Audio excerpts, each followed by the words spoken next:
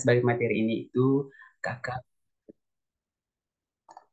Terus saya akan membacakan beberapa pengalaman organisasi dari kakak kita ini, terus beberapa pendidikan serta peng- pengalaman kerja dan sedikit prestasi dari kakak kita ini. Karena saya lihat dari CV-nya itu udah banyak pengalaman organisasi yang dimiliki, begitu pula dengan pendidikannya serta pengalaman kerjanya dan juga prestasi yang dimiliki. Oke, dari beberapa banyaknya pengalaman organisasi ini, itu kakak kita ini yang akan menjadi materi kita pada malam hari ini itu pernah ikut atau terlibat di organisasi Duta Inisiatif Indonesia Batch 2. Nah, fun fact nih teman-teman, saya dan kakak Nur Halimah sebagai materi kita pada malam hari ini itu ketemunya di organisasi ini, yaitu Duta Inisiatif Indonesia Batch 2 di tahun 2022. Kebetulan waktu itu saya bergabung di Duta Inisiatif Indonesia Batch 2 di Jawa Timur. Terus dari situ kami mulai membangun relasi. Kami sering mengadakan beberapa event juga, terus sering juga chatting-chattingan di media sosial, hingga pada hari ini juga saya bersedia untuk terlibat menjadi moderator mengadakan webinar Quarter Life of Crisis ini. Terus ada juga pengalaman kerja dari beliau. Salah satunya yaitu admin TOEFL dan TOEFL Initial English pada tahun 2020 hingga sekarang. Nah, ini sangat penting bagi teman-teman yang saat ini juga masih bingung atau masih mengalami quarter life of crisis. Ini gimana nih saya suatu saat nanti ketika udah lulus kuliah mau ikut tes TOEFL atau sekarang mungkin mau ikut tes TOEFL seperti teman-teman yang lain di luar sana, itu bisa melalui grup yang sudah kita buat, itu bisa menghubungi kalau kita ini nanya-nanya tentang TOEFL atau apapun itu yang berkaitan dengan TOEFL. Terus yang ketiga, pendidikan dan training. Di pendidikan ini yang paling eh, saya notice di sini itu beliau pernah menjadi training public speaking diadakan oleh Alphins Learning di tahun 2022 bulan April sampai Mei. Terus yang keempat, prestasi dan publikasi. Nah, ini yang harus kita contohi dari materi kita pada malam hari ini. Di sini ada banyak sekali prestasi yang dimiliki.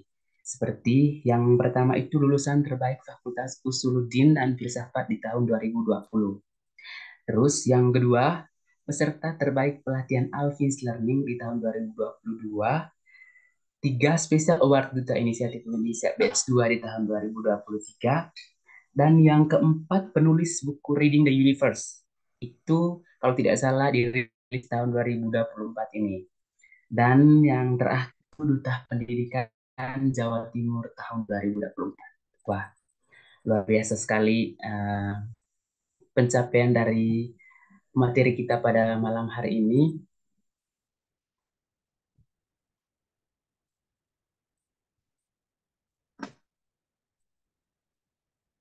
Terus, seperti yang teman-teman ketahui juga, malam hari ini itu kita akan membahas tentang bagaimana cara mendamaikan dengan quarter of life crisis.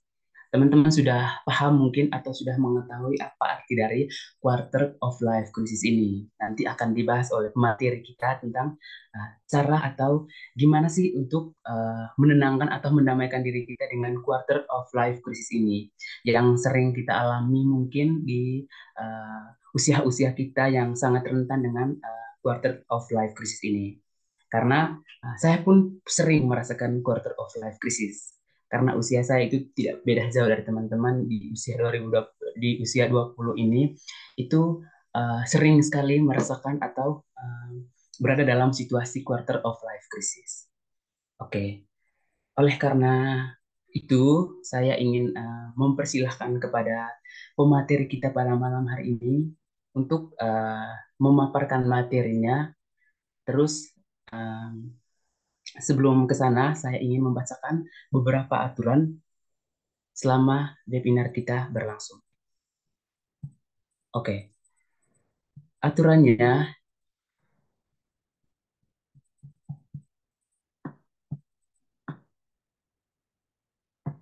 Yang pertama itu penyampaian materi itu sekitar 35 menit. Disusul sesi tanya jawab 15 menit. Lalu dokumentasi dan yang terakhir penutup. Teman-teman diharapkan untuk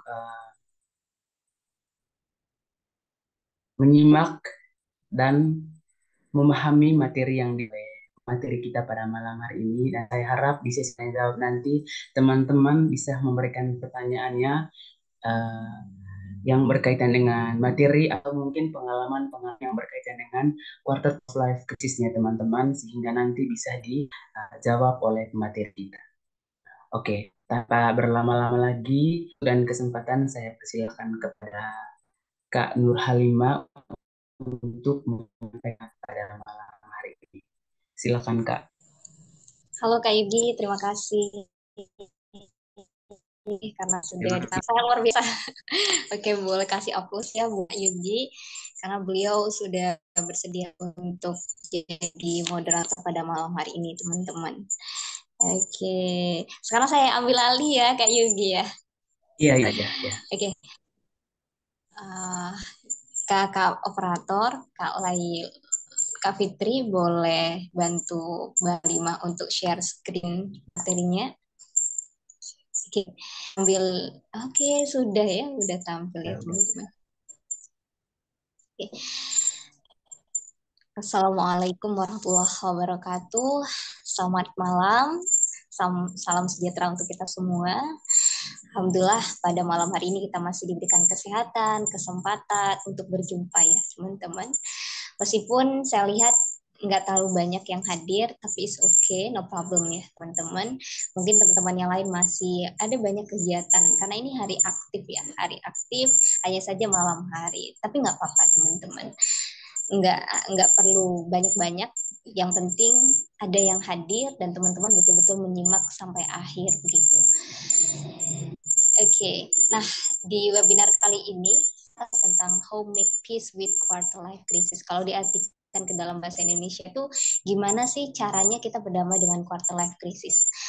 Sebetulnya kalau teman-teman udah ngikutin kita ya, Listening Together itu adalah komunitas kecil ya teman-teman yang saya coba gagas pada tahun 2023 kemarin saat ada banyak kasus bunuh diri kemarin di tahun 2023, tepatnya di bulan November. Saat itu saya benar-benar gelisah banget karena kok banyak banget ya yang bunuh diri, bahkan mahasiswa yang notabene-nya mereka adalah akademisi banget, akademisi, mereka paham mana yang boleh dan nggak boleh gitu, tapi ternyata mereka juga rentan banget mengalami yang namanya permasalahan mental hingga akhirnya mereka bunuh diri. Memang kalau di psikologi teman-teman, quarter life crisis itu tidak masuk ke permasalahan mental, tapi kalau quarter life crisis ini dibiarkan itu bisa mengganggu kesehatan mental kita dan bahkan bisa berujung sampai seseorang berani mengakhiri hidupnya gitu. Dan saya pikir itu ngeri banget gitu. Dan hampir suara siapakah yang ninging? Bentar ya, coba saya.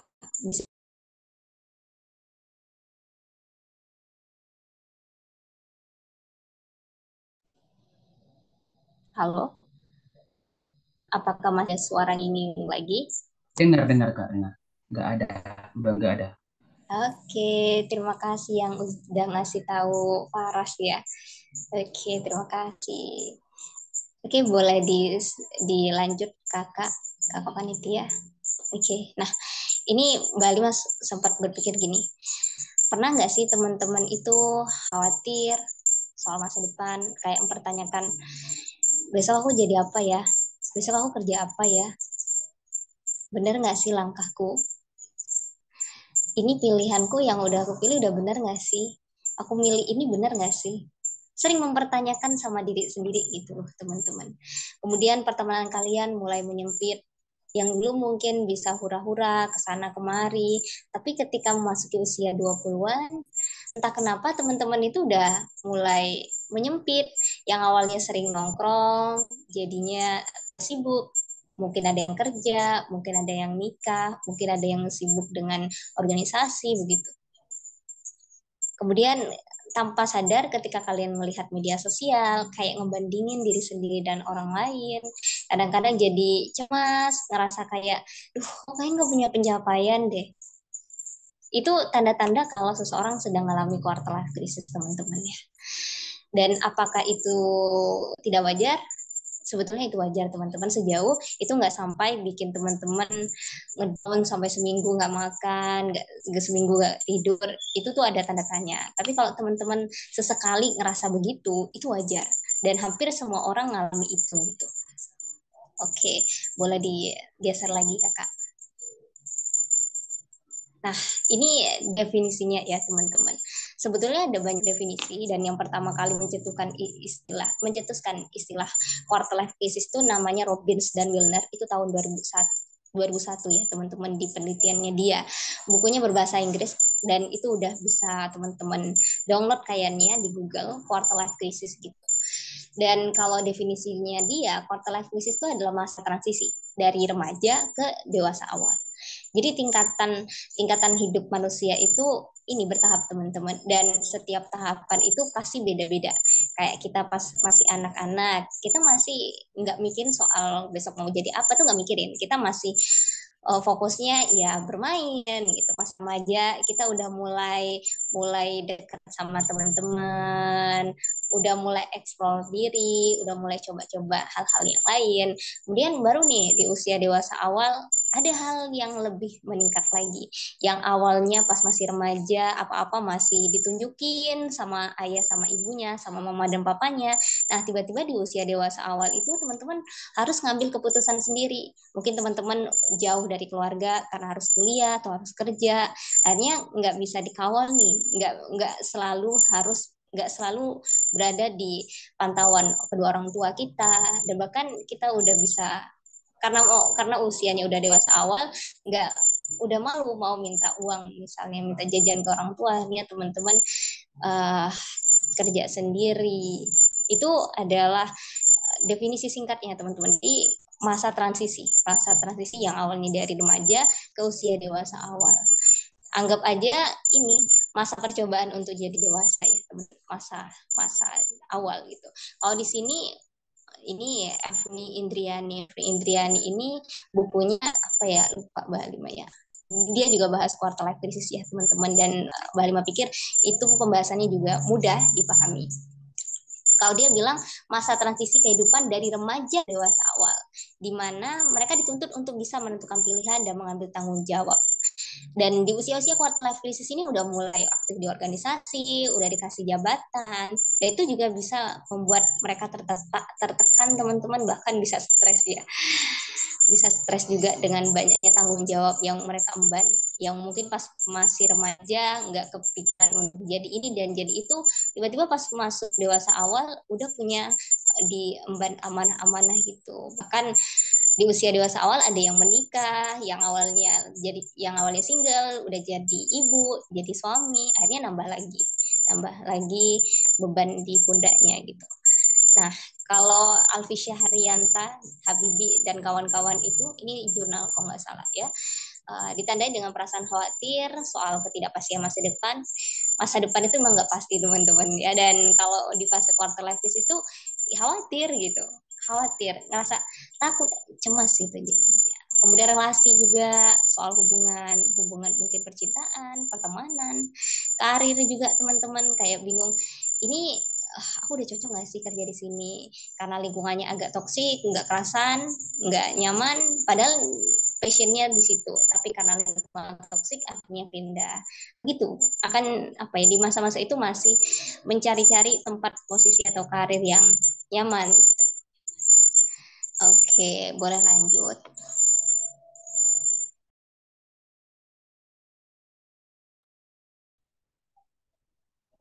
Oke, kalau ini ada lagi ya teman-teman, masa ini berkaitan dengan mimpi dan harapan, tantangan akademik ini di usia 20-an mesti ada aja yang nanyain kayak, kapan sih kamu lulus gitu. Kadang ngebandingin dengan diri sendiri dengan teman-teman, kok temanku udah lulus ya, aku kok belum ya. Mereka kok udah punya prestasi ini ya, aku kok belum ya. Dia kok bisa exchange ya, aku kok enggak gitu.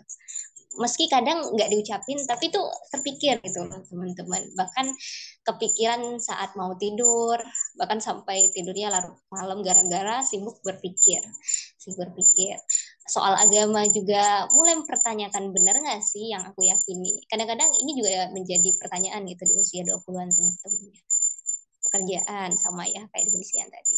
Nah di sini nih di usia, ada yang menyebut usia-usia quarter life crisis itu ada yang bilang 18 sampai 29 tahun ya teman-teman. 29 apa 28 nih? 28 ya. Ada yang juga yang menyebut 18 sampai 30, ada juga yang menyebut 20 sampai 30, ada juga yang menyebut 20 sampai 25, dan masih banyak pendapat-pendapat yang lain. Yang jelas quarter life crisis itu ada di usia 20-an ya teman-teman. Namanya quarter itu kan seperempat ya, seperempat life, seperempat hidup, quarter life crisis gitu. Jadi krisis di seperempat abad. Seperempat abad itu berapa ya? 25 tahun. Sekitar itu ya teman-teman usianya. Oke, boleh dilanjut.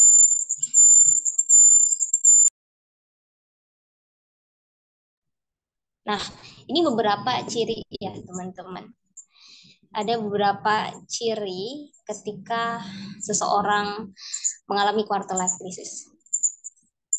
Ciri-cirinya, yang pertama, bimbang dan sulit mengambil keputusan. Karena banyak pilihan, akhirnya bingung mau milih yang mana.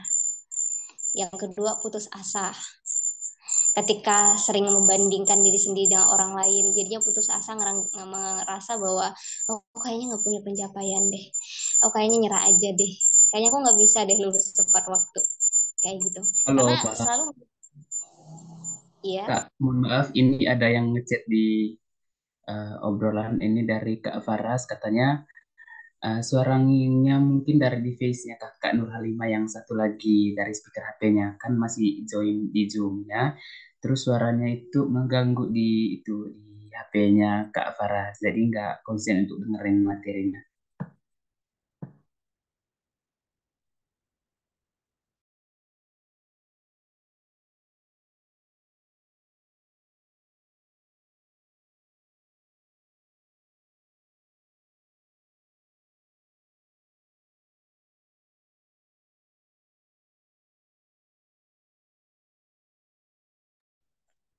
oke, jika begini,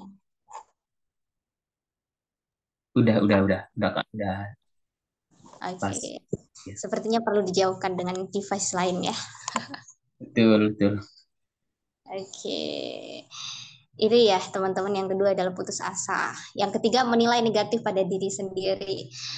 Tanpa sadar menilai negatif teman-teman ketika berada di fase ini. Ketika seseorang mengalami quarter life crisis, salah satu sebabnya karena menilai diri kita, aku nggak bisa. Tanpa sadar ngomong, aku kayaknya bodoh ya, aku kok nggak percaya diri ya. Ngomong jelek-jelek sama diri sendiri. Itu yang menyebabkan kenapa seorang jadi quarter life crisis. Kemudian posisi yang sulit gitu, karena kondisi yang tidak memungkinkan, karena misalnya udah semester 7 dan mau mundur juga nggak bisa, tapi di lain sisi ngerasa kayaknya aku salah jurusan nih, kayaknya aku salah jurusan, dan karena ngerasa posisinya yang sulit, akhirnya ini jadi quarter life crisis. Kemudian ngerasa cemas. Cemas itu sebetulnya khawatir ya teman-teman, mirip-mirip. Cemas khawatir itu berhubungan dengan mengkhawatirkan atau mencemaskan sesuatu yang belum terjadi. Di saat harapan tidak senada dengan kenyataan. Misalnya pengen cepat lulus 7 semester, tapi ternyata nggak lulus 7 semester, artinya 8 semester. Itu bisa jadi quarter life crisis juga teman-teman. Kemudian tertekan dengan masalah yang ada di depannya. Nah, di masa-masa quarter life ini kan masa-masa di ini ya 20-an, dan biasanya banyak masalah yang akan dihadapi gitu. Mungkin tekanan dari orang tua, pertemanan juga, karir juga, ekonomi juga teman-teman. Itu juga menjadi sebab seseorang mengalami quarter life crisis. Dan yang terakhir, hubungan interpersonal. Hubungan interpersonal ini hubungan dengan orang lain ya teman-teman. Mungkin percintaan atau relasi dengan teman kerja. Itu jadi sebab-sebab seseorang mengalami quarter life crisis. Itu menurut Robbins dan Milner ya teman-teman. Dalam bukunya, judulnya itu quarter life crisis. Oke, boleh dilanjut Kak. Oke. Kemudian ada lagi nih teman-teman, ada dua faktor sebetulnya kalau dibagi dua, ada dua faktor yang menyebabkan seseorang quarter life crisis. Yang pertama adalah faktor dari dalam dan faktor dari luar. Nah, faktor dari dalam tuh dari faktor dari diri kita sendiri, dari dalam. Kayaknya gini, kita nggak tahu apa yang kita mau. Who am I? Siapa aku? Apa inginku? Apa keunggulanku? Apa kelebihanku? Karena nggak tahu dengan diri sendiri, nggak tahu tujuannya mau kemana, nggak tahu kelebihan dan kekurangan, akhirnya fokus sama orang lain, fokus ngebandingin diri sendiri dengan orang lain, ngelihat media sosial, akhirnya ngerasa iri, ngerasa diri nggak berharga, ngerasa nggak punya pencapaian. Karena nggak tahu nih kelebihan dan kekurangan dan keunggulan yang dimiliki. Itu yang jadi faktor kenapa seseorang mengalami quarter life crisis gitu teman-teman. Jadi ada faktor dari dalam juga. Dan faktor dari luar nih juga memberikan sumbangsi besar juga ketika seseorang mengalami quarter life crisis. Siapa itu? Keluarga, sosial, medsos, dan juga akademik. Keluarga siapa? Kayak ditanyain, kapan lulus? Kapan nikah? Coba tuh anak tetangga udah lulus, coba lihat anak tetangga udah nikah, coba anak tetangga udah gajinya 10 digit misalnya kayak gitu. Itu menjadi sebab seseorang jadi quarter life crisis gitu teman-teman. Kemudian sosial juga, tanpa sadar orang di sekitar kita itu ini jadi CCTV kan. CCTV nanyain, padahal ya ditanya itu bukannya tambah senang, malah rasanya tekan gitu. Tapi kadang-kadang kita harus berpura-pura untuk baik-baik aja ketika ditanya-tanya gitu sama sosial sekitar kita, apalagi pas ini di hari-hari besar, mungkin pas hari raya atau kunjungan apa gitu ya, ada saudara, kita apa sadar saudara kita tuh nanyain gitu, nanyain kapan kamu lulus, itu jadi sumbang sih seseorang ngalami quarter life crisis teman-teman. Mungkin pas di depan banyak orang dia akan ya biasa aja, oke okay. Oh, well, aku baik-baik aja. Tapi ketika dia sendiri, apalagi pas malam-malam, dia ngerasa kayak menyalahkan diri sendiri, ngerasa oh kayaknya nggak berdaya, nggak ada apa-apanya. Medsos juga yang tadi saya bilang, saya katakan tentang kita membandingkan karena kita melihat konten-konten orang kayak gitu. Padahal kalau kita pikir lagi, nggak semua konten yang orang-orang tampilkan itu benar-benar adanya seperti itu. Dan rata-rata hampir semuanya akan memposting hal-hal yang baik-baik aja, yang bagus-bagus aja di media sosial. Termasuk foto di mana gitu ya, di tempat kerja. Pasti ngambil yang bagus. Nggak mungkin mereka akan menceritakan buruk yang mereka alami di kantornya, di tempat pekerjaannya, permasalahan-permasalahan yang ada di kampus yang dialami selama kuliah. Nggak akan diceritakan teman-teman. Ya, memilih foto aja yang mau dipost pasti ngambil yang bagus, ya kan. Udah akademik juga itu jadi satu bagian mengalami quarter life crisis. Oke, boleh lanjut. Nah, sebetulnya ini berangkat dari pengalaman pribadi juga teman-teman ya. Karena sekarang saya sudah melewati dari 26, akhirnya besok pas pas pas banget 26 tahun. Jadi saya sudah mengalami gimana rasanya berada di fase quarter life crisis itu. Dan itu nggak mudah, tapi ternyata bisa ya teman-teman. Semua orang punya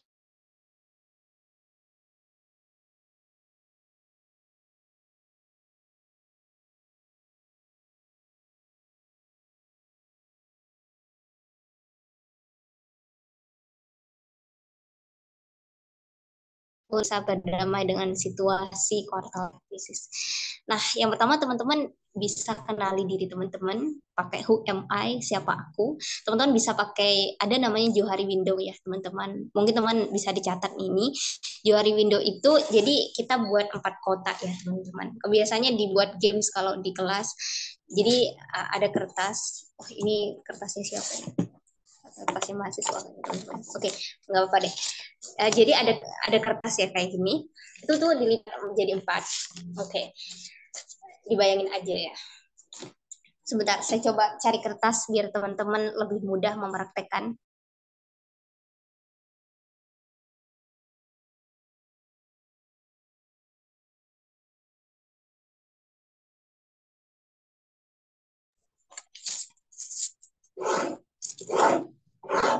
Oke, Jadi teman-teman sederhananya buat kayak gini aja. Nah, di sini ini teman-teman tulis apa yang orang lain tahu, apa yang orang lain tahu dan teman-teman tahu. Apa yang orang lain tahu, ini orang lain tahu, orang lain tahu, teman-teman tahu juga.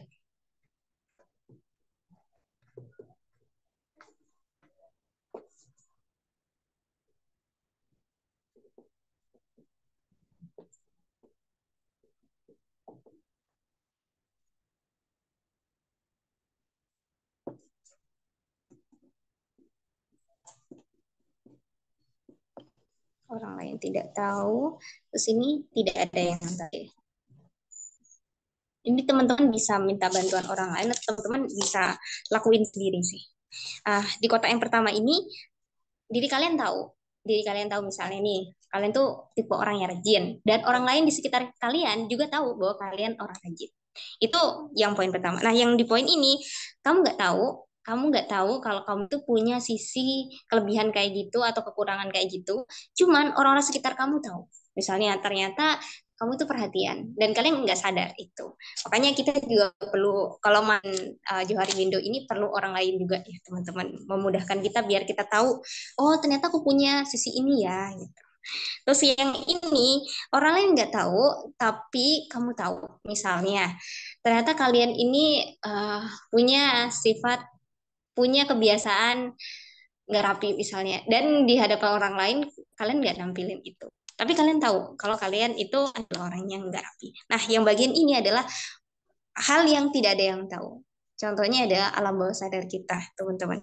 Ini nggak ada yang tahu. Ini benar-benar apa ya, gelap lah ya, anggapannya gelap gitu. Itu salah satunya. Kemudian ada lagi untuk mengenali diri sendiri, teman-teman ya. Teman-teman bisa tulis 10 kelebihan dan 10 kekurangan. Di situ tuh teman-teman akan lihat, oh ternyata aku lebihnya di sini, aku kurangnya di sini. Kemudian ada lagi teman-teman yang saya dapatkan ketika saya ikut mentoring di ini ya dengan Kak Deris itu, beliau minta kami untuk menuliskan apa sih yang paling kamu suka, apa hal yang membuat kamu itu ingin melakukan itu terus-menerus gitu. Kegiatan apa sih yang paling kamu ingin lakukan terus-menerus. Itu juga menjadi salah satu cara kita untuk mengenali diri kita. Jadi aku. Nah, kalau teman-teman udah tahu sama diri sendiri, udah kenal sama diri sendiri, nah ini akan lebih mudah teman-teman lebih sayang sama diri sendiri, self love, lebih self awareness ya, sadar sama diri sendiri. Tapi ketika teman-teman nggak kenal sama diri sendiri, nggak tahu apa yang teman-teman mau, nah ini yang jadi bumerang ketika ngalami quarter life crisis. Tapi kalau seandainya sekarang berada di fase belum tahu, belum kenal sama diri sendiri, nggak tahu siapa diri sendiri, it's okay, nggak apa-apa, perlahan aja. Mungkin habis webinar ini teman-teman bisa coba diam-diam, teman-teman coba teman-teman merenung gitu ya, merenung kemudian apa sih yang aku senangi, apa sih yang aku inginkan sebetulnya dalam hidup. Itu tanyain sama diri sendiri.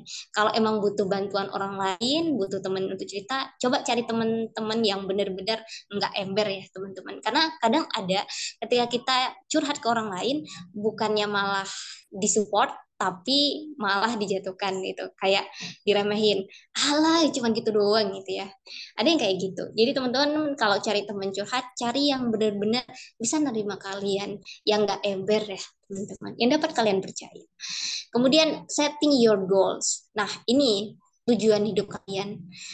Uh, Living on purpose ya. Kalau bahasanya guru mentornya Mbak Halimah itu bilangnya tujuan hidup.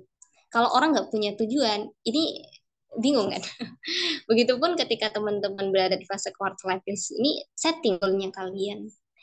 Kalau perlu, teman-teman perlu nih buat tujuan jangka pendek dan jangka panjang.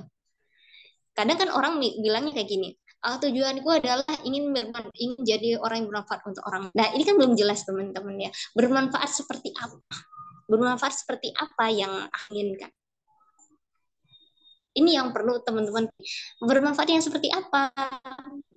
Jadi itu juga manfaat. Jadi dosen itu juga bermanfaat. Atau jadi konten kreator seperti apa biar jadi orang konten kreator itu yang diperjelas teman-teman ya. Nah, ketika teman-teman udah tahu goalnya nih, teman-teman pengen jadi konten kreator misalnya, tujuan teman-teman adalah konten kreator edukasi misal, konten kreator terkenal yang pembahasannya adalah edukasi. Nah, apa yang perlu teman-teman lakukan biar jadi konten kreator edukasi? Step by stepnya. How, why and how, kenapa kok harus jadi konten kreator edukasi, dan gimana caranya step by stepnya biar jadi konten kreator edukasi gitu. Nah, kalau udah ada tujuannya, tinggal teman-teman tentukan tahap-tahapannya biar teman-teman sampai ke tujuan ini. Kayak teman-teman mau ke Surabaya misal, atau mau ke Jakarta deh, pasti itu kan ada langkah-langkah yang perlu teman-teman persiapkan. Teman-teman beli tiket, menentukan hari, teman-teman planning nanti mau kemana, nyampe ke Jakarta tinggal di mana, itu termasuk kayak gitu teman-teman. Sebetulnya kalau kita lihat aktivitas kita sehari-hari itu bisa jadi pembelajaran buat kita ya, sesederhana kayak barusan kita mau perjalanan ke Jakarta, itu kan ada step-stepnya. Begitupun ketika kita ingin menentukan tujuan kita, itu ada step-stepnya, dan step-stepnya itu teman-teman yang nentuin langkah apa yang perlu kalian lakukan ketika ingin menuju tujuan itu. Misalnya jadi konten kreator edukasi ya, berarti mulai sekarang apa yang harus dilakukan, langkah-langkahnya dimulai dari mana. Dan itu teman-teman bisa mulai dari langkah kecil yang bisa teman-teman lakukan. Gitu. Karena kalau teman-teman nggak ada goalsnya, nggak ada tujuannya, ini kan bingung gitu. Dan itu mudah untuk diombang-ambingkan oleh gelombang kehidupan akhirnya. Gitu. Yang ketiga adalah mencari dukungan sosial.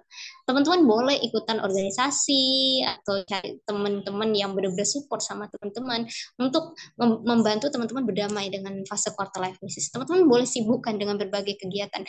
Karena kalau pengalaman saya ketika mengalami fase quarter life crisis, ketika saya itu sendirian, malah ini menjadi-jadi gitu. Makanya saya coba alihkan untuk ikutan organisasi-organisasi yang bermanfaat gitu. Bahkan walaupun saya udah usia, waktu itu saya ngalami quarter life crisis itu tepatnya di masa pandemi ya teman-teman. Itu saya coba ikutan berbagai hal. Saya pernah ikut jadi wartawan juga teman-teman.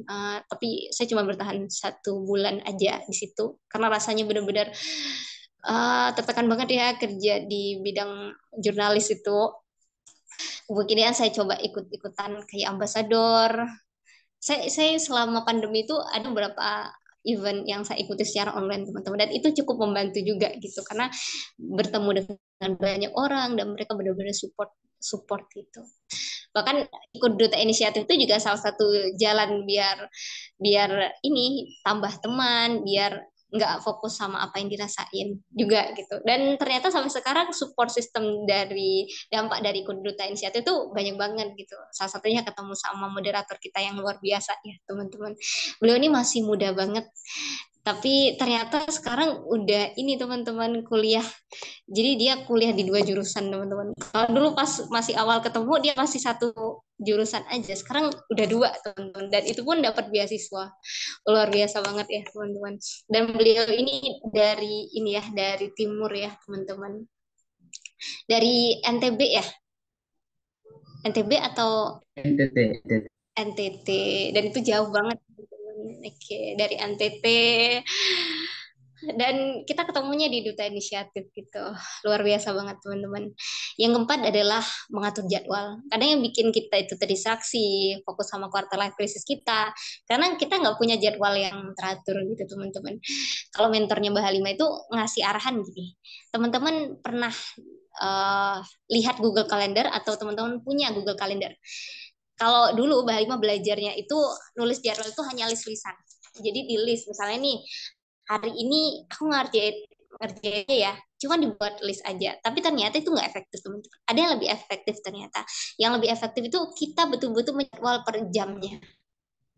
Jadi misalnya lima jam 5 bangun pagi, dan jam 5 sampai jam 6 itu jalan-jalan pagi misalnya. Kemudian jam 6 sampai jam 7 ngapain, jam 7 sampai jam ngapain, jam 8 seterusnya gitu. Dan itu lebih ngebantu teman-teman untuk tidak terdistraksi dengan kekhawatiran soal masa depan, membandingkan diri dengan orang lain, atau terdistraksi dengan karena scroll-scroll media sosial ya teman-teman. Tapi balik lagi teman-teman, walaupun ada banyak tips-tips kayak gini, balik lagi ke diri kalian, mau nggak gitu. Selanjutnya adalah olahraga. Nah, olahraga ini dalam psikologi juga sangat berkaitan dengan fisik ya. Olahraga ini fisik ya, dan manusia itu kan makhluk holistik. Holistik itu artinya menyeluruh. Jadi kalau yang dipelajari di prodinya Mbak Halimah Sa'ada satu itu gini, manusia itu makhluk holistik. Holistik itu terdiri dari psiko, sosio, spiritual. Jadi biologis itu fisiknya. Ada nggak manusia yang nggak ada fisiknya? Nggak bisa disebut manusia dong kalau nggak ada fisiknya ya. Hantu kan, ruh ya.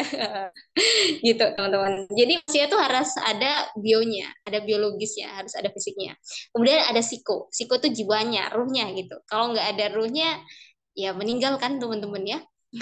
Kemudian sosio itu manusia itu butuh orang lain, butuh sosial, butuh bantuan orang lain, butuh relasi, itu manusia. Kemudian spiritual, manusia itu juga butuh spiritual teman-teman. Karena kalau nggak spiritualnya, mereka jadinya kehilangan eksistensi atau ngerasa nggak berdaya gitu. Dan yang dimaksud spiritual itu kalau para ahli berbeda pendapat ya. Ada yang bilang agama, ada yang bilang spiritual itu kita misalnya membantu orang lain, kita merasa hidup kita berharga, bermakna dengan ngebantu orang lain, bermanfaat dengan orang lain, kayak gitu. Izin tanya Kak, nanti rekamannya ada gak? Ada. Tenang aja ya teman-teman. Tapi akan lebih enak kalau teman-teman langsung dengerin aja ya. Karena kalau rekaman itu kadang males juga kan.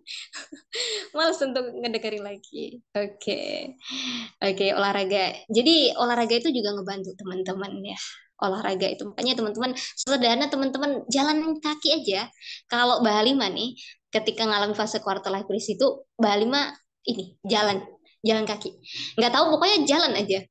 Pas di jalan itu ternyata ya jalan kaki teman-teman, nggak naik motor, jalan kaki. Pas jalan itu ngelihat suasana di sekitar, jalan-jalan yang ramai, kemudian angin-angin yang sepoi-sepoi, daun yang berguguran, itu rasanya kok beda ya, yang awalnya lagi khawatir, mencemaskan sesuatu, yang awalnya mungkin banyak pikiran, jadinya berkurang gitu. Apalagi ketika ketemu orang lain, kemudian tersenyum. Kalau budaya Indonesia kita kan kalau ketemu sama orang lain pasti senyum ya, senyum, menyapa gitu. Padahal kita nggak kenal, baru kenal waktu itu.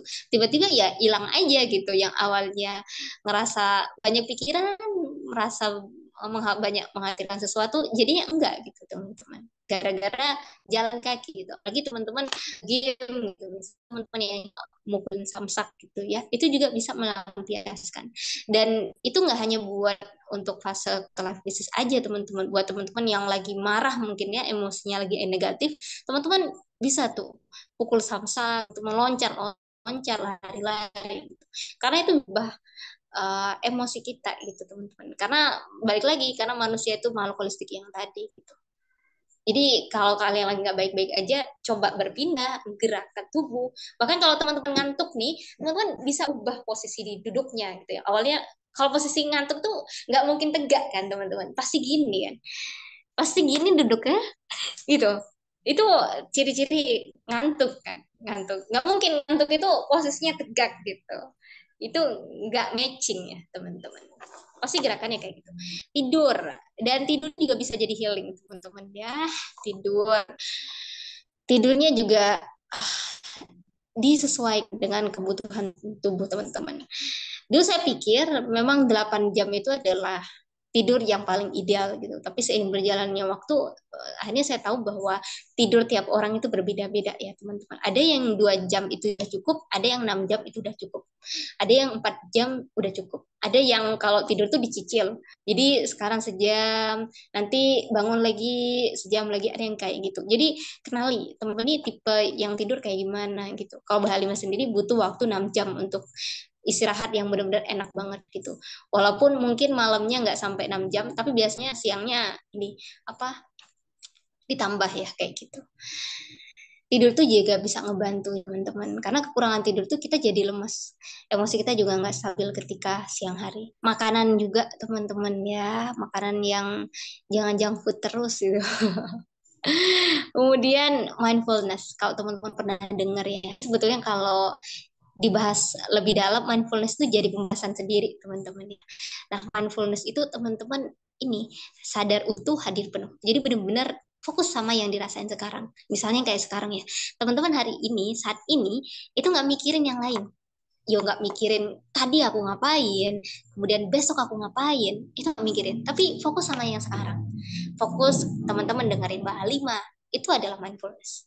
Selama ini kalau berada di fase quarter life crisis, kita sedang mengalami quarter life crisis, itu biasanya kita hidupnya nggak di masa sekarang, hidupnya di masa depan.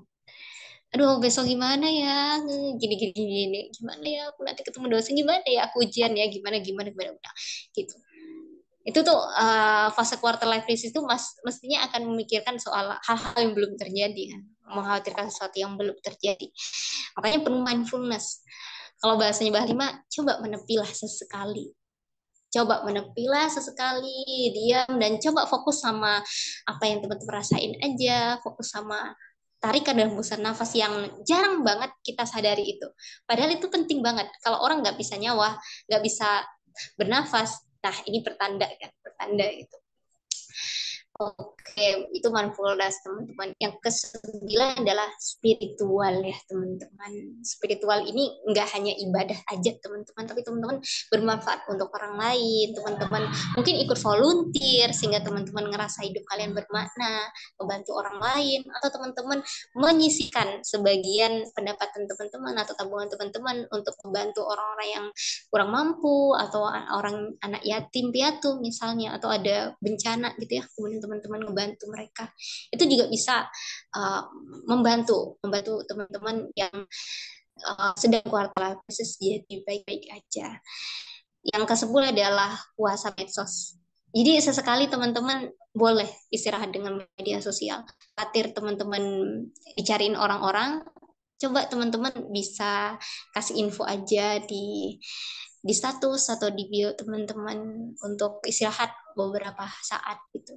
Karena kadang-kadang puasa medsos itu juga dibutuhkan teman-teman demi ketenangan dan kedamaian diri kita. Teman-teman juga boleh kok unfollow akun-akun yang menurut kalian berpotensi untuk membuat kalian makin cemas akan sesuatu, makin khawatir tentang sesuatu. Jadi nggak semua hal harus teman-teman ikuti. Bersikap baiklah sama diri sendiri ya. Oke, karena kalau nunggu orang lain baik sama kita, ya belum tentu ada gitu kan. Meskipun pasti ada ya teman-teman. Oke, selanjutnya panitia. Nah, ini juga itu sebetulnya selfing ya teman-teman. Tapi ini Mbak Lima tambahi ada beberapa teknik lagi. Ya kalau dibahas satu-satu, ini kayaknya mau jadi kuliah gitu. Relaksasi, relaksasi, relaksasi ini kalau di api sederhananya teman-teman tarik nafas. Ini biasanya nggak ada tegangan ya teman-teman. Kalau teman-teman sekarang duduk di kursi gitu, teman-teman bisa begini ya, santai aja. Teman-teman tarik nafas perlahan dari hidung. Kalau kesulitan, maksudnya ada orang yang kalau nafas tuh apa ya, pengah ya mungkin ya maksudnya ya. Teman-teman nafas bisanya aja. Tapi kalau misal bisa, teman-teman pakai nafas untuk relaksasi yang bikin kita jadi lebih tenang. Caranya, teman-teman tarik nafas perlahan dari hidung. Oke, kemudian tahan di perut. Jadi rasanya tuh ini apa, udaranya tuh kayak ada di perut kita. Kemudian hembuskan lewat mulut. Oke, dan itu lakukan beberapa kali sampai teman-teman ngerasa tegangan-tegangan yang ada di tubuh kalian itu jadi menyusut. Kalau tegang itu ini teman-teman biasanya dahinya ini akan apa ya, mengerut gitu ya. Kemudian di sini akan naik dan biasa leher itu kaku ya teman-teman. Biasanya kalau kita lagi stres, di sini nih kaku ya teman-teman, kaku. Makanya kita juga perlu relaksasi. Relaksasi, relaksasi teman-teman ya. Atau teman-teman kalau misal masih belum paham, nanti bisa teman-teman tanya langsung Mbak Lima, atau teman-teman bisa sharing di grup, atau teman-teman bisa cari di YouTube ya teman-teman tentang relaksasi itu. Yang kedua adalah ekoterapi. Ini mungkin sebagian dari kalian baru dengar ya istilah ini. Ekoterapi itu adalah terapi lingkungan. Jadi sebetulnya kalau kita benar-benar peka dengan lingkungan kita, ada banyak teknik, ada banyak yang sudah disediakan alam, yang sudah disediakan Tuhan melalui alam teman-teman.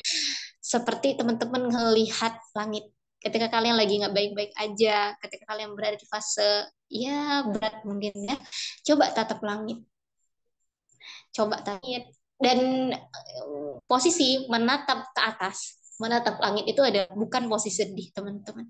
Entah kenapa nanti teman-teman akan tersenyum sendiri. Bahkan saat ini kalau teman-teman mau mempraktikkan, entah kenapa itu akan senyum sendiri teman-teman ya. Itu. Itu ekoterapi. Ada juga teman-teman bisa jalan kaki di bawah pohonan misalnya tanpa alas kaki, atau teman-teman ini apa ya namanya ya, tanpa alas kaki teman-teman jalan di tanah. Nggak tahu ya kalau di kota agak agak sulit ya teman-teman, tapi kalau di desa biasanya teman-teman bisa bisa menginjak tanah, bisa menginjak tanah langsung. Itu ngebantu teman-teman lebih ini ya, bisa menyalurkan energi negatifnya teman-teman itu. Bisa juga dengan berenang misalnya teman-teman, atau teman-teman jalan-jalan ke pantai, menikmati pantai, itu masuk ke ekoterapi teman-teman ya. Kemudian ada juga butterfly hug. Butterfly hug itu ini, kalau teman-teman pernah nonton drakor, judulnya Is Okay Not to Be Okay, di situ tuh ngajarin ada teknik butterfly. Di ketika teman-teman lagi nggak baik-baik aja, peluk aja diri sendiri. It's okay, kalian ngomong aja sama diri sendiri. Mungkin itu kelihatannya kayak biasa aja gitu ya teman-teman, tapi itu powerful ya teman-teman bagi mereka yang lagi membutuhkan. Bahkan tuh bisa meraung-raung orang gitu, gara-gara cuman memeluk, posisinya meluk ini dan menepuk diri sendiri. Kalau teman-teman mau ditambahi I'm sorry, forgive me, thank you, I love you myself, itu jauh akan lebih powerful ya teman-teman. Ngomong sama diri sendiri, kamu hebat, kamu luar biasa, atau apapun sugesti atau afirmasi positif yang pengen teman-teman masukin ketika teman-teman pakai butterfly hug terapi itu. Kemudian ada juga journaling teman-teman ya. Journaling itu menulis bebas. Kalau terapi menulis itu beda teman-teman ya. Kalau terapi menulis itu biasanya ada template-nya. Ini yang Mbak Halima dapetin ketika Mbak Halima ikut pelatihan. Di situ pelatihnya bilang terapi menulis sama journaling itu beda. Kalau journaling itu teman-teman nulis bebas, kayak nulis diary. Nah, teman-teman bisa pakai itu untuk atasi quarter life crisis teman-teman.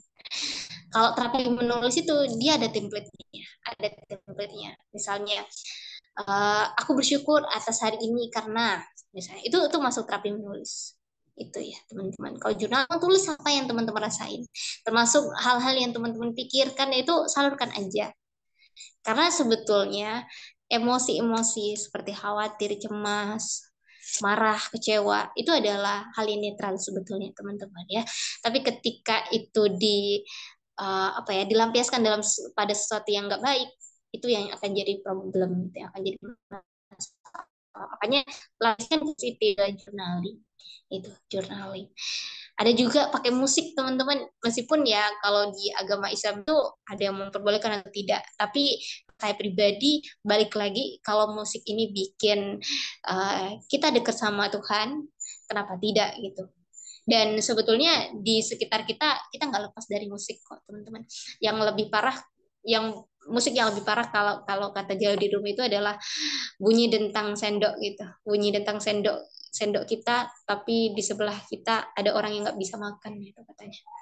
Jadi itu sebetulnya yang paling parah ya tentang musik ya teman-teman. Jadi kalian bisa putar musik-musik relaksasi di YouTube, banyak banget, dan itu bisa ngebantu juga teman-teman. Oke, boleh digeser, apakah masih ada lagi? Oke. Iya, tadi sebetulnya ada sosial ya teman-teman.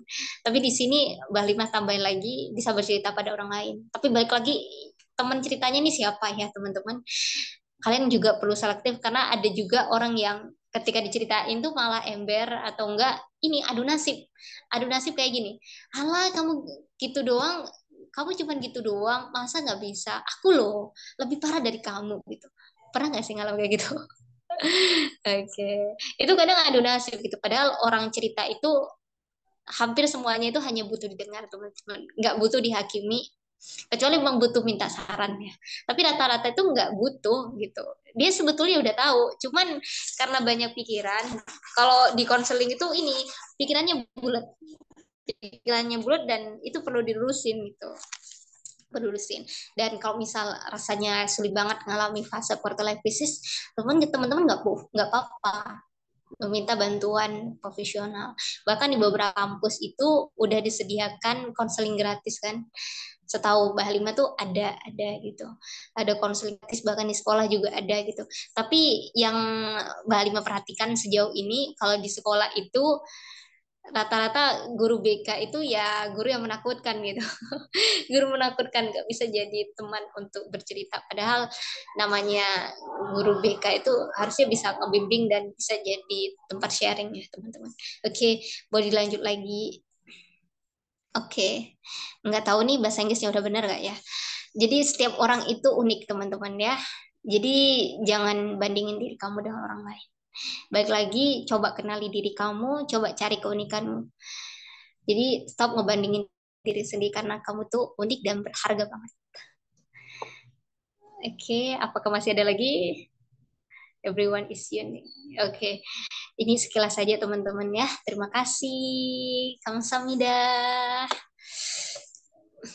Oke, selanjut ke moderator. Wah, luar biasa sekali, Kak. Ini materinya udah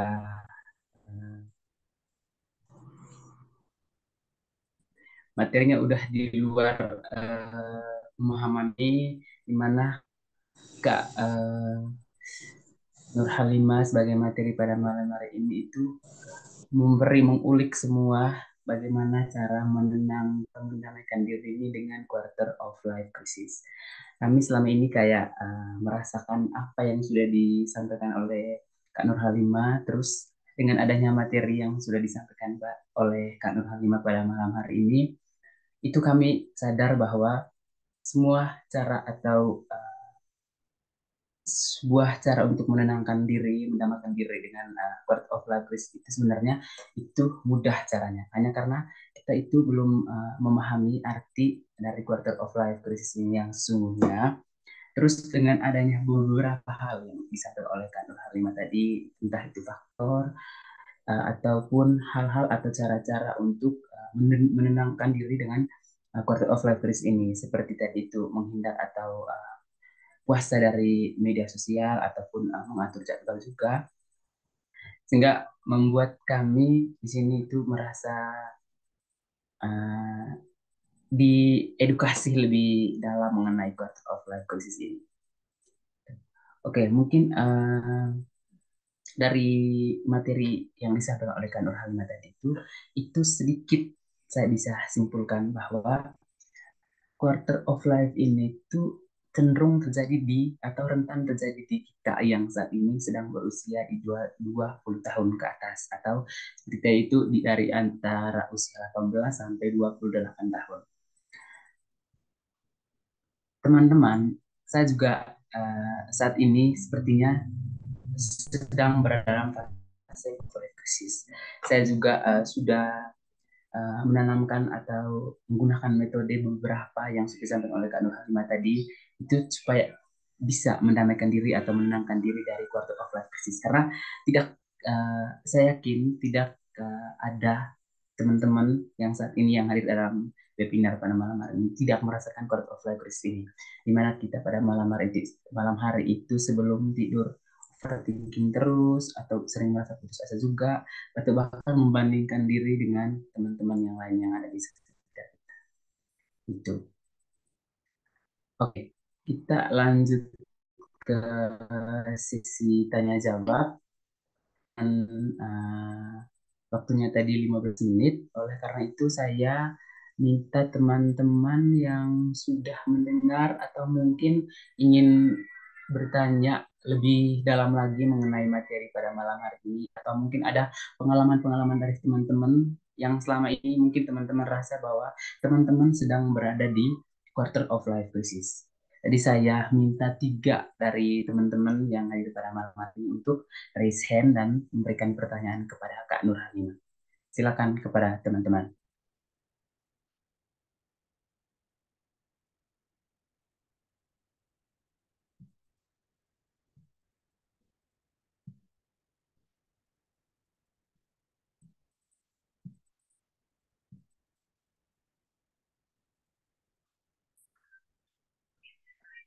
Atau mungkin ini, mungkin saya abali pertanyaannya. Gimana Kak? Mungkin teman-teman masih menyiapkan pertanyaannya dulu. Oh iya, ini ada Kak Dia sama Kak Faras. Kak Farasnya ini ngirimnya melalui chat. Ini saya baca aja. Pertanyaannya gini Kak. Kak, gimana sih cara percaya diri untuk afirmasi ke diri sendiri? Boleh share tips dan triknya. Itu gimana Kak? Cara untuk meningkatkan kepercayaan diri, untuk afirmasi ke diri sendiri juga. Itu kira-kira tips dari Kak Nur Halimah kepada kita semua yang hadir pada hari ini. Oke, terima kasih Kak Faras atas pertanyaannya. Silakan Kak Nur Halimah untuk menjawab.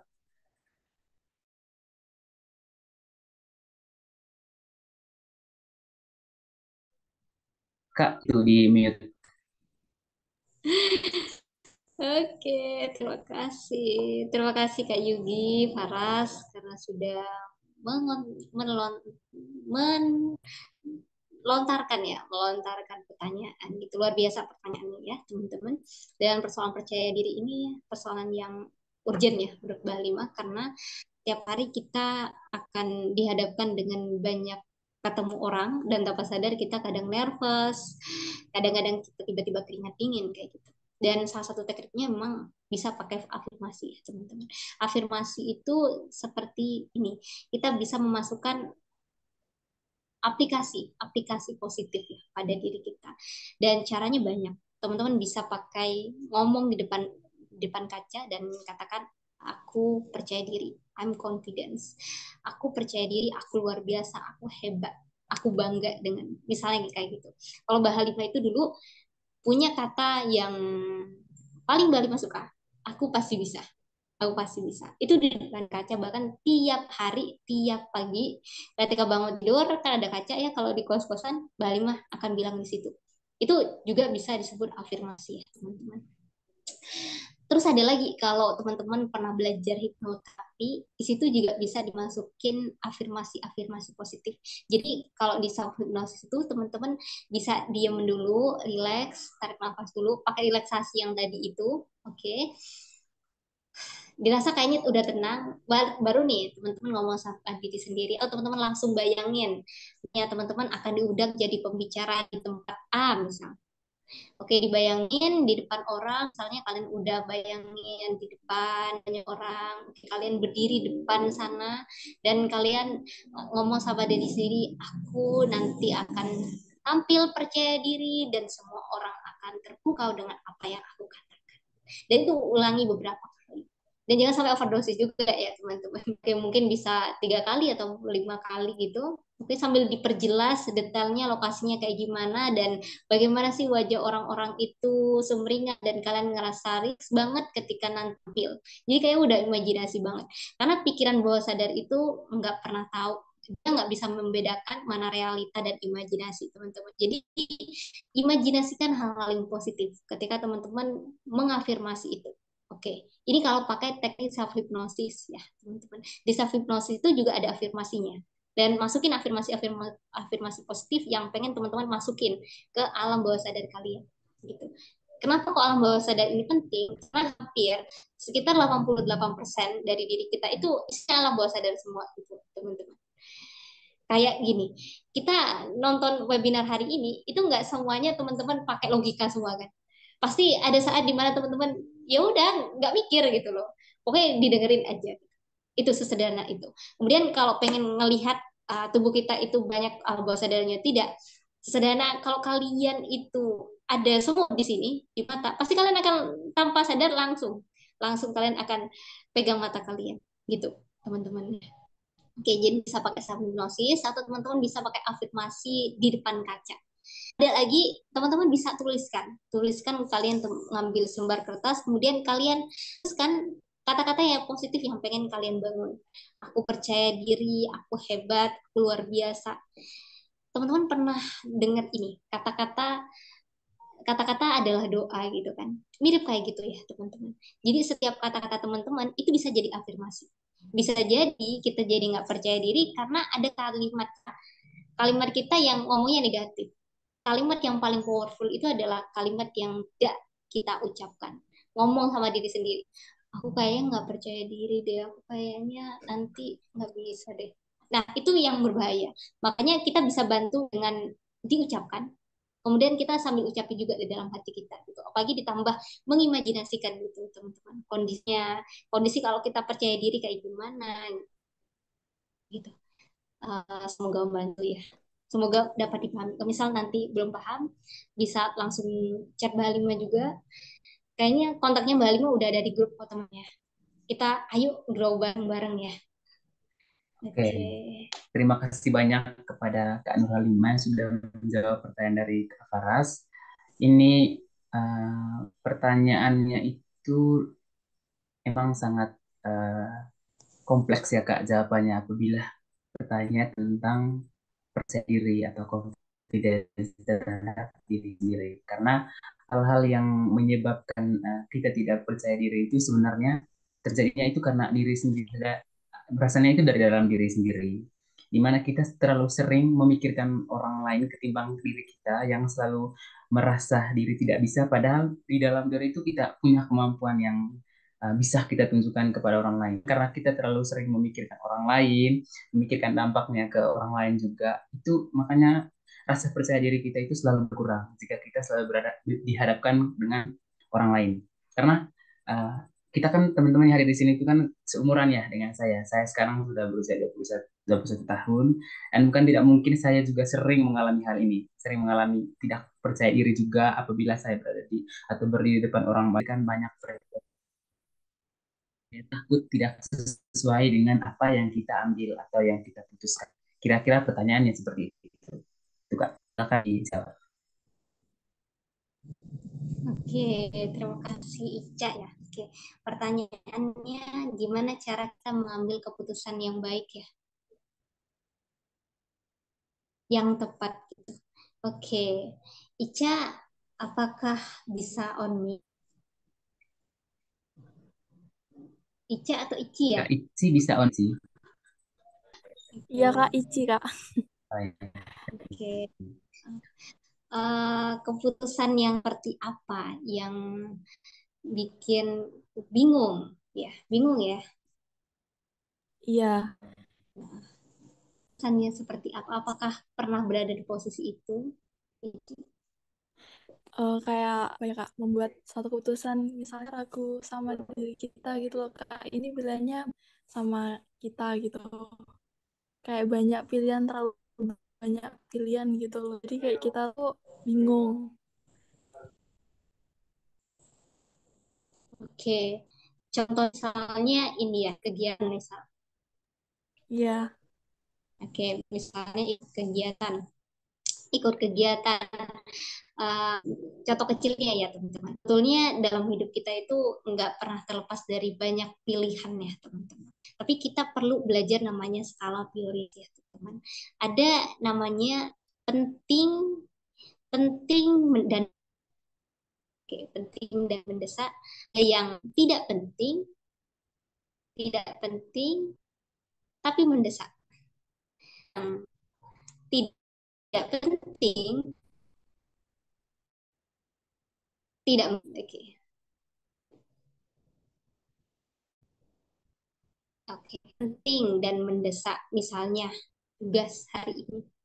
Dan kalian ngajakin kalian ngopi padahal kalian ini yang perlu kalian kerjakan. Tinggal kalian pilih kalau memang lain yang bisa mendelegasikan atau menggantikan kalian untuk membantu teman kalian, mending teman kalian aja yang bantuin kalian fokus sama apa yang perlu kalian lakukan. Kemudian kalau yang tidak penting, tidak penting, misalnya kalian dia ngopi, jadi diajak ngopi dan nggak tahu bahasnya apa ya. Oke, itu tidak penting dan tidak mendesak. Oke, baik teman, kalau ditanya keputusan yang tepat seperti apa, baik lagi ke teman-teman di skala prioritasnya.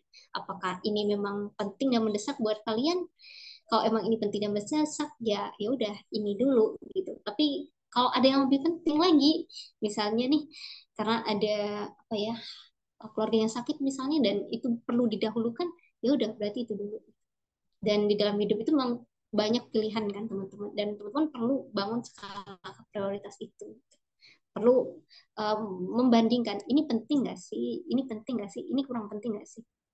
Gitu. Makanya kenapa kok ada perlu jadwal yang tadi, kalender-kalender yang tadi, tujuannya biar kita tahu nih skala prioritas kita. Tapi kalau misal nanti di tengah perjalanan nggak sesuai dengan jadwal kita karena ada hal yang penting banget dan mendesak, misalnya ada kecelakaan gitu ya. Alhamdulillah ya, semoga enggak ya. Mau nggak mau berarti kita geser karena ada yang lebih penting dan mendesak. Tapi balik lagi teman-teman, yang menentukan tentang keputusan yang tepat atau tidak itu ada di teman-teman. Tapi kalau misal teman-teman ngerasa teman-teman sendiri itu rasanya sulit, misalnya mau memilih dua hal, nikah dulu atau kuliah dulu, bisa teman-teman minta bantuan orang lain yang lebih tahu tentang kalian. Kadang itu ketika kita memutuskan sendiri karena kita lagi ruwet, karena pikiran kita jadi bulat, kita butuh orang lain untuk melihat masalah ini. Sebetulnya kita juga bisa, teman-teman ya. Sebetulnya kita juga bisa mengambil keputusan sendiri. Hanya saja kadang kita juga keliru karena kita banyak pikiran. Tapi apakah bisa? Tentu bisa, teman-teman. Salah satunya nih, teman-teman bisa ini membanding. Kalau teman-teman pernah pakai analisis SWOT ya, analisis SWOT, strength, weakness, opportunities, dan threats, biasanya ini dipelajari di pelajaran kewirausahaan. Di SMA kayaknya ada, dan ternyata itu juga bisa kita terapkan ketika kita mau ngambil keputusan. Jadi kalau di SWOT itu kan strength itu kekuatannya. Nah, kekuatan dari pilihan ini apa? Kemudian kelemahannya apa? Kalau misal lebih banyak kekuatannya, berarti ini yang dipilih. Oke, tapi kalau ternyata lebih banyak kelemahannya, berarti kalau bahasanya itu kalau banyak mudorotnya ya, banyak problemnya, mending ini digeser, diambil yang satunya, gitu teman-teman. Bahkan kalau di agamanya Bahalima itu ada istikharah ya teman-teman, kayak kita mau menentukan kampus gitu ya, kita bingung mau milih kampus, kita bisa pakai istikharah, gitu. Kita sholat atau bisa buka ini ya Al-Quran di situ untuk menentukan pilihan. Kalau emang habis sholat itu ternyata kita makin yakin, oke berarti ini. Bahkan itu bisa melalui mimpi juga. Bahkan ketika kita dekat dengan apa yang kita pilih itu condong ke salah satunya setelah kita melakukan ibadah itu berarti pilihannya. Ada yang kayak gitu teman-teman. Tapi teman-teman bisa juga pakai analisis SWOT yang tadi, atau teman-teman bantuan orang yang lebih dewasa dari kalian misalnya minta pendapatnya, menurut Bapak lebih cocok yang mana gitu. Karena kadang-kadang kita pengen semuanya gitu ya, pengen semuanya mau diambil, tapi kan nggak mungkin ya semua hal kita lakukan dalam bersamaan. Misalnya kayak exchange, sekarang ini teman-teman lagi ngerjain skripsi tapi punya kesempatan untuk exchange, bingung kan? Di lain sisi kalau misal ikut exchange berarti lulusnya lambat, tapi kalau nggak diambil sayang gitu kan. Tapi kalau diambil skripsinya gitu. Tapi balik lagi nanti kalau teman-teman minta bantuan orang lain atau teman-teman lakuin sendiri pakai analisis SWOT misalnya, itu bakal ketemu kok. Dan ada juga teman-teman bisa tanyain why and how, kenapa kok milih ini, kenapa kok harus pilih ini, kelebihannya apa, kekurangannya. Semoga Ci paham ya dengan apa yang Mbak Halimah maksud. Karena kayaknya banyak banget jadinya tipsnya ya. Terima kasih banyak, Kak. Oke, Oke, kalau terima misalnya kasih banyak kepada Kak Nur Halimah yang sudah menjawab pertanyaan dari Kak Ici tentang cara untuk mengambil keputusan yang tepat. Semoga jawaban dari atau penjelasan dari Kak Nur Halimah terhadap pertanyaan yang disampaikan atau yang dilontarkan Kak Ici itu bisa lebih memahami Kak Ici terkait cara mengambil keputusan yang tepat terhadap suatu hal yang mungkin kadang membuat Kak Ici merasa ragu terhadap keputusan tersebut. Terus pertanyaan selanjutnya itu dari Kak Diah Medinasari. Terus pertanyaannya dia sampaikan melalui obrolan chat juga, tapi mungkin untuk pertanyaan yang ketiga ini saya minta Kak dia untuk open mic sehingga bisa menyampaikan pertanyaannya kepada Kak Nurhanima. Silakan Kak. Halo Kak, Assalamualaikum warahmatullahi wabarakatuh. Halo Kak Waalaikumsalam. Dia. Kak, jadi ini Kak, sebenarnya tuh agak panjang gitu ya. Karena eh, bermasalah nggak sih Kak, kira-kira kalau saya tuh nggak punya tujuan jangka panjang gitu. Saya tuh cuman punya kayak tujuan-tujuan jangka pendek aja, kayak tujuan untuk 2 hari ke depan, 3 hari ke depan, kayak gitu. Tapi tuh nggak punya tujuan jangka panjang gitu, karena ada beberapa hal yang bikin kayak mikir jauh itu jadi kayak kayaknya susah, kayaknya karena kondisi suatu hal itu kayak bikin nggak bisa rasanya kayak gitu ya. Jadi kayak akhirnya tuh cuma tujuan-tujuan jangka pendek aja gitu. Kira-kira bermasalah nggak sih Kak? Atau emang harus punya kayak goals yang jangka panjang biar kayak ya berhasil gitu kayak orang-orang gitu kali ya? Gimana Kak? Oke, terima kasih dia atas pertanyaannya. Kak Yugi, izin Bali langsung izin jawab Ya, ya. Kak, silakan. Apakah salah? Sebetulnya nggak salah ya. Sebetulnya nggak salah. Karena tiap kita berproses dan bertumbuh dan tiap orang itu tumbuhnya berbeda-beda karena memang kita dilahirkan berbeda-beda, dibesarkan dari keluarga yang beda-beda, sekolah kita juga beda, maka hasilnya pasti beda. Tapi kalau misal nggak punya jangka panjang, apakah ini aneh? Sebetulnya juga nggak aneh, sebetulnya nggak aneh juga. Tapi sebetulnya tanpa sadar kita punya tujuan jangka panjang itu. Hanya saja mungkin ragu ya, mungkin ragu merasa ini nggak bisa deh. Kalau dia tadi bilang kalau Bali mau memahami dia, dia sepertinya udah tahu dengan tujuannya, cuman dia masih ragu-ragu aja dengan tujuannya bisa nggak ya, bener? Iya, iya Kak.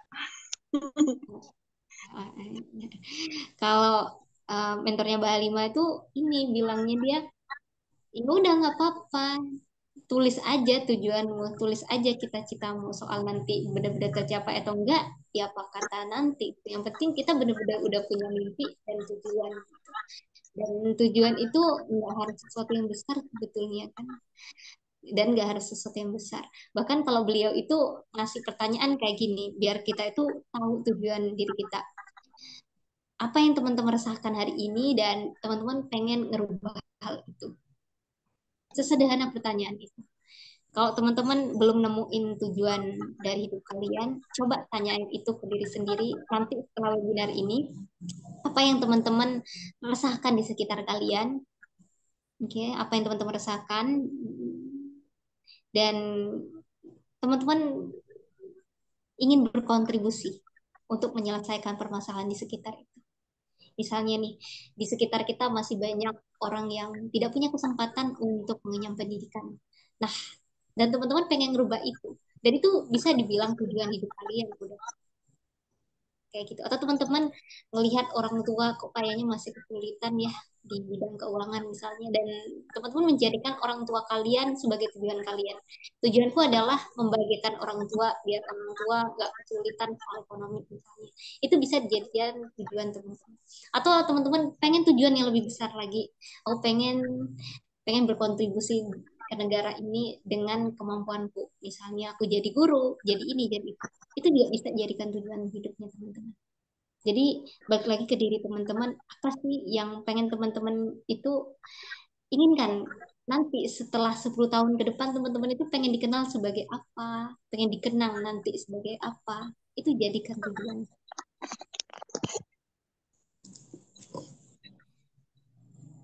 Baru yakin dan percaya semua yang ada di sini pasti ingin di akhir hayat nanti dikenang menjadi sesuatu, dikenang menjadi seseorang yang berkontribusi, dikenang sebagai orang yang melakukan perubahan ke sekitar.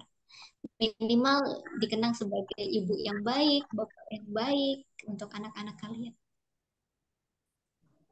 Oke, terima kasih banyak kepada Kak Nurhalima yang sudah menjawab pertanyaan dari Kak Dia mengenai goals ya tadi ya, Kak Dia ya. Ini pertanyaan ini itu sempat saya dapat juga kemarin di tahun 2023 ketika saya mengikuti beasiswa kuliah 1 semester di Future Skills. Itu yang diadakan oleh kampus UGM dan saya sudah lulus dari sana, sudah alumni dari Future Skills juga. Terus saya mengikuti mata kuliahnya itu development atau pengembangan diri, di mana di situ ada yang dinamakan Smart Goals. Nah, kami di Smart Goals itu kami diminta sama dosennya untuk buat goals kita selama 2 tahun ke depan.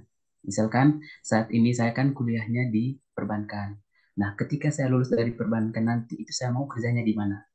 Akan tetapi, goals itu tidak menjadi tujuan utama kita. Cuman menjadi goals-goals aja, di mana uh, goals itu yang uh, menjadi tujuan jangka panjang kita tanpa kita harus memfokuskan itu atau fokus pada tujuan itu. Karena dari dosen itu dijelaskan kepada kami semua yang ikut perkuliahan itu dijelaskan bahwa kita saat ini itu sudah punya tujuannya masing-masing. Akan tetapi kita terlalu atau kadang merasakan bahwa uh, tujuan ini nanti itu benar-benar tercapai atau enggak, sehingga kita terkadang malu dengan tujuan tersebut, tujuan yang sudah kita bentuk tersebut. Gitu. Dan dari dosen juga dijelaskan bahwa tidak menjadi masalah apabila semua yang menjadi tujuan dari dalam diri sendiri kita itu kita sampaikan atau kita beritahukan kepada orang lain. Semisal nih, Kak Dia sekarang kuliahnya di jurusan akuntansi dan nanti ingin bekerja di bank misalnya. Kan bisa saja itu menjadi tujuan atau goalsnya Kak Dia untuk bekerja di bank suatu saat nanti. Akan tetapi kita tidak tahu nanti tujuannya itu diarahkan kemana. Dan itu akan tetap menjadi goalsnya Kak Dia. Dan itulah yang dinamakan tujuan jangka panjangnya Kak Dia sekarang ini. Benar, benar, benar. Gitu, Kak. Oke. Terima kasih banyak Kak Dia yang sudah memberikan pertanyaan. Oke, ini mungkin saya beri kesempatan 2 kali lagi ya Kak ya yang bertanya kepada teman-teman. Karena dari pertanyaan-pertanyaan ini tuh kayak teman-teman yang lain juga ingin bertanya gitu loh kepada Kak Nur Halimah mengenai pengalaman mungkin atau perasaan-perasaan yang dirasakan oleh teman-teman terhadap uh, quarter of life crisis ini. Mungkin teman-teman bisa raise hand atau mungkin bertanya melalui obrolan atau chat di webinar ini. Silakan.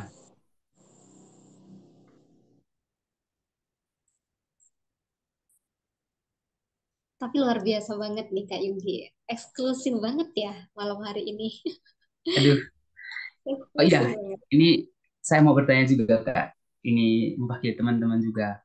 Masih, iya Kak, Nah, masih, gimana? maksudnya dari kemarin-kemarin itu saya kan nonton uh, nonton materi-materinya di YouTube tentang quarter life crisis, terus di TikTok juga, kadang saya cari di Instagram juga. Itu eh, di sana ternyata dijelaskan bahwa usia 20 tahun yang saat ini kami alami itu ternyata usia 20 tahun itu usia yang paling sensitif atau paling berpengaruh. Di mana ketika kita berada dalam suatu lingkungan pertemanan, misalnya kita ditanya tentang suatu hal yang berkaitan dengan usia misalnya atau status mungkin itu kita selalu sensitif atau selalu mengambil sisi yang negatif ya terhadap pertanyaan tersebut.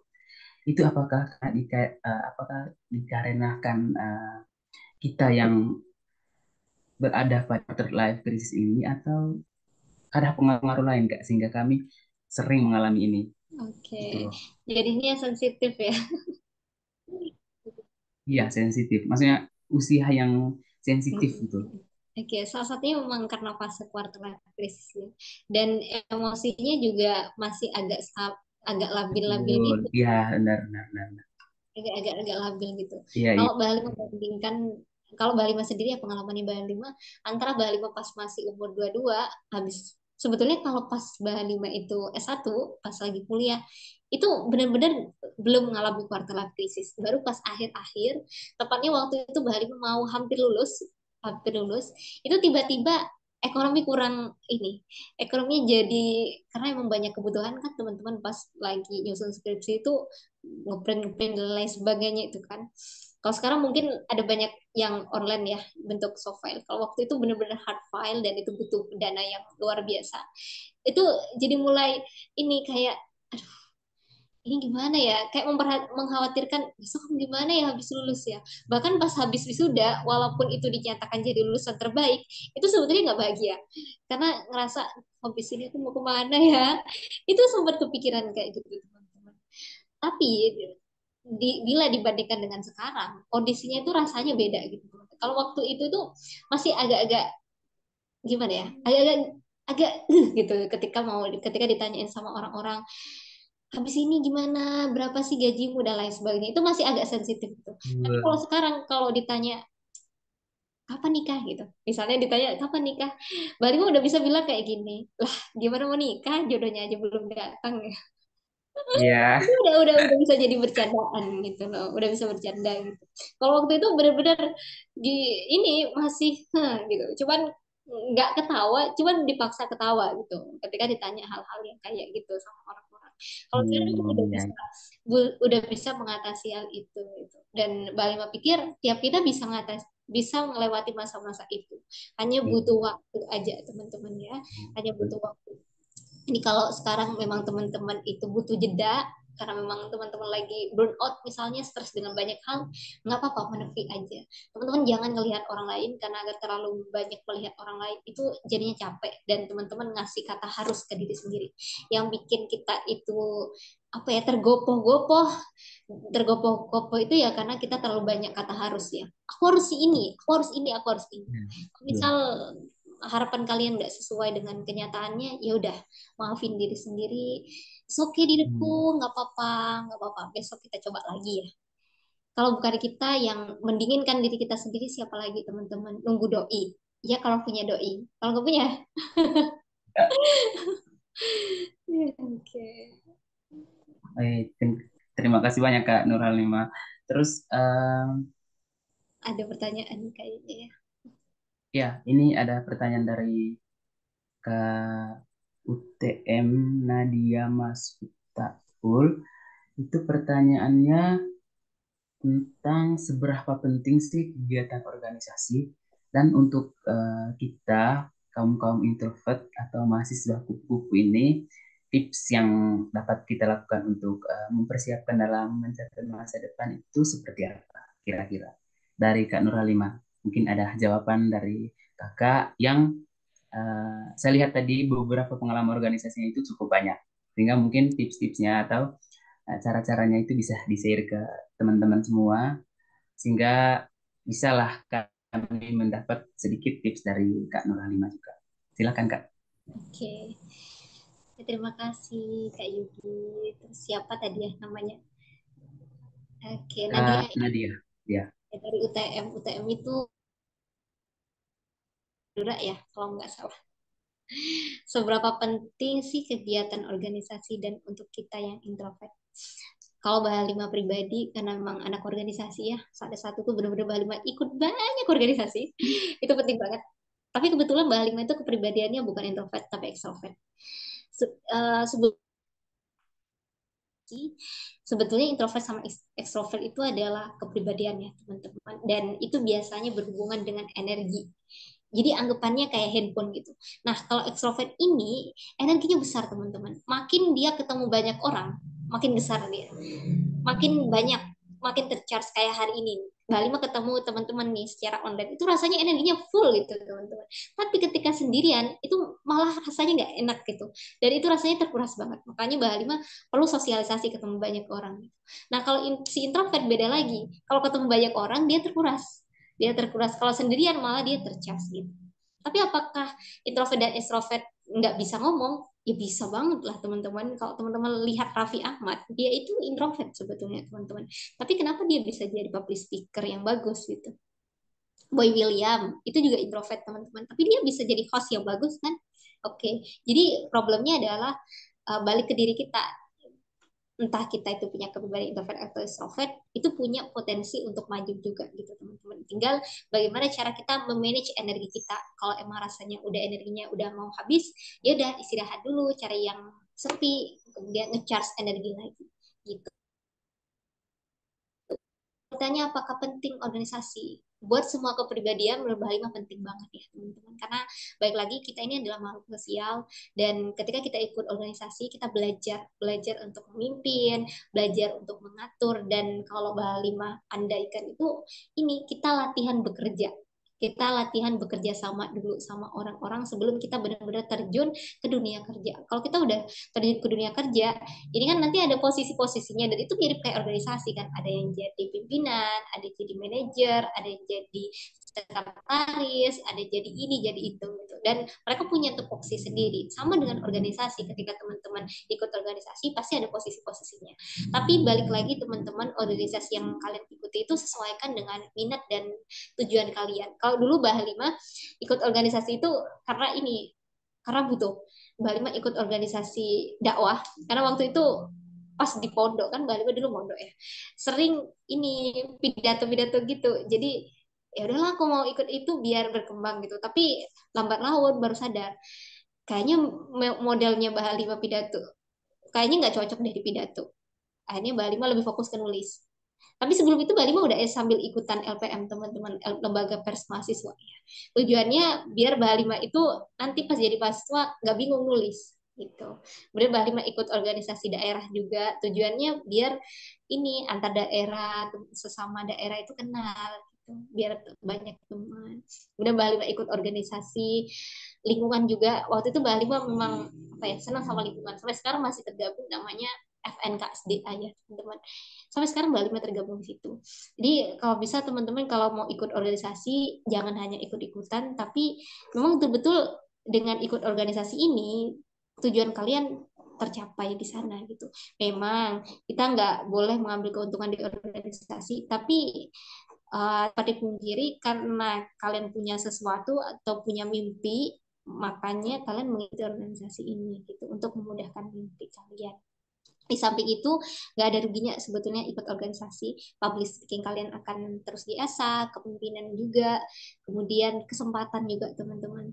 Kalau dulu Mbak Halimah nggak ikut organisasi, mungkin Mbak Halimah juga nggak bisa sampai hari ini. Gitu. Walaupun ada juga orang-orang yang mereka mengaku tidak berorganisasi, tapi tanpa sadar dia memimpin organisasi. Memimpin organisasi ternyata dia buat perkumpulan di rumahnya, itu juga sama aja gitu. Walaupun dia nggak ikut organisasi, tapi buat organisasi, ya sama aja gitu. Dan organisasi itu sebetulnya kan sekumpulan ya teman-teman. Teman-teman memanfaatkan teman-teman di kelasnya, misalnya nih, ayo kita buat program ini, ayo kita buat jalan-jalan misalnya. Itu sebetulnya teman-teman tanpa sadar udah melatih leadership kalian gitu. Dan organisasi itu nggak harus organisasi yang berbau UKM, berbau yang ada di kampus atau ekstra kampus gitu. Nggak hanya itu, teman-teman kumpul nih sama geng gitu ya. Itu secara non formalnya ya, secara non formalnya tanpa sadar teman-teman udah melatih public speaking kalian di sana gitu. Jadi kalau teman-teman mau gabung organisasi yang formal itu juga bagus kok teman-teman. Tapi balik lagi, apakah ini tujuan kalian gitu? Yang sampai hanya karena ingin dilihat keren dan ikut-ikutan, kemudian kalian ikut. Karena kalau dilihat dari banyak fenomena di sekitar kita itu, ini cuman awal-awalnya doang gitu, karena nggak sesuai dengan visi dan misinya. Makanya perlu riset dulu, kalau mau ikut organisasi riset dulu, tanyain dulu. Ini sesuai nggak sih sama apa yang aku yakini? Ya semoga menjawab ya Nadia. Oke, terima kasih banyak kepada Kak Nurlima yang sudah menjawab pertanyaan dari Kak Nadia. Jawabannya sangat kompleks sekali berkaitan dengan pentingnya kita sebagai tim-tim introvert ini ketika masuk organisasi, dan bahkan yang merasa diri menjadi mahasiswa kupu-kupu itu saya rasa penting sih, penting sekali kalau kita mau bergabung atau mengembangkan diri di beberapa organisasi-organisasi yang menurut kita sangat bisa menunjang kepribadian kita untuk meningkatkan atau membranding diri kita sendiri. Akan tetapi kembali lagi ke diri kita sendiri, mau tidak kita untuk berkembang di organisasi-organisasi tersebut. Oke, terima kasih banyak kepada Kak Nadia yang sudah memberikan pertanyaan yang luar biasa juga pada malam hari ini. Terus saya rasa Kak, ini pertanyaannya udah cukup atau udah lumayan mewakili teman-teman yang hadir pada malam ini. Saya harap dengan beberapa pertanyaan-pertanyaan yang sangat luar biasa ini, teman-teman bisa lebih meningkatkan pemahamannya terhadap quarter of life crisis, serta bisa menamakan dirinya juga dengan quarter of life crisis ini. Bukan hanya teman-teman, juga saya sendiri sebagai moderator juga itu merasa pertanyaan-pertanyaan ini cukup memberikan saya pemahaman, pengertian, serta mengetahui bagaimana situasi kita, situasi diri kita apabila kita dihadapkan dengan quarter of life crisis ini. Oke, bagi teman-teman juga mungkin masih ingin bertanya, masih ingin berdiskusi mengenai apapun itu yang berkaitan dengan pengembangan diri, branding atau yang lain sebagainya, itu teman-teman bisa bertanya di grup yang sudah Kak Nur Halimah siapkan di WhatsApp. Itu teman-teman bisa bertanya apa saja di sana. Nanti uh, insya Allah teman-teman bisa diberikan jawaban oleh Kak Nur Halimah juga, atau mungkin bisa secara pribadi juga melalui media sosial yang uh, Kak Nur Halimah punya, bisa teman-teman hubungi di sana. Tuh. Oke, kita lanjut ke sesi yang berikut, yaitu sesi dokumentasi. Tapi di sini yang saya lihat yang sudah on cam itu cuman Kak Dia. Kak Dia ini kayaknya ekstrovert deh, Kak Dia ini. Saya yakin orang-orang yang on cam ini saat webinar itu orangnya ekstrovert dan punya banyak mimpi di masa depan ini. Kak Dia. Tapi aku Amin. introvert. Sukses, sukses, sukses. Orang-orang sukses ini yang begini. Dan yang ini, yang tidak on cam ini, beberapa dari kita yang hadir pada malam ini yang tidak on cam, bukan berarti mereka juga nggak ekstrovert, atau bukan bukan berarti mereka nggak punya mimpi, tapi masih belum siap gitu untuk eh, menampilkan diri mereka di depan kamera saat ini. Jadi saya harap teman-teman yang on cam saat ini, yang ini off cam saat ini, mungkin bisa on cam sementara sedikit aja supaya bisa didokumentasi oleh kakak Lai Fatul Fitria. Oke, saya minta teman-teman yang off cam, yang masih off cam, mungkin bisa on cam sedikit aja. Silakan.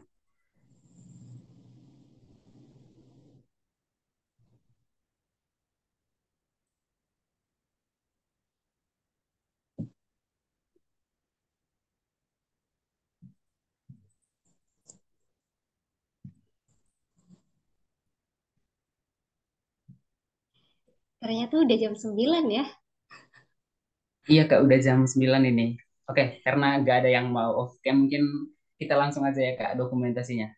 Oke, silakan Kak Fitri ya, mungkin bisa mulai aja untuk dokumentasinya. Wah, ini ada Lina. Oh ini ada Kak Lina, ada Mahda Syafira juga yang sudah on cam. Halo Kak Lina, Halo, Kak.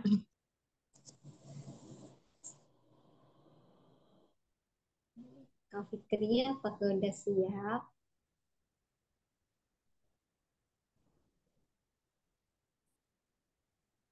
ada Kak Nadia juga yang sudah on cam ini. Mungkin tadi Uh, sudah dijelaskan ya tentang ekstrovert dan introvert. Jadi udah bisa nih, udah mulai on cam dia, karena dia udah mulai berani percaya diri untuk berada di depan kamera ini. Oke, silakan Kak Fitri. Satu, dua, tiga, sembilan kali. Ketahuan sekali ya. Satu, dua, tiga. Oke, sudah Kak. Saya kembalikan semua berapa.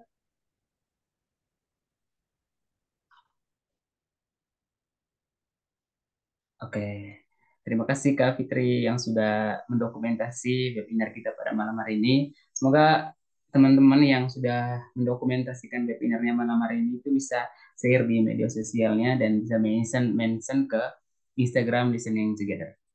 Terus di obrolan chat ini ada Kak Halimah ngirimin link absen mungkin ya Kak ya? Iya, benar. Buat Ya. teman-teman biar dapat sertifikat.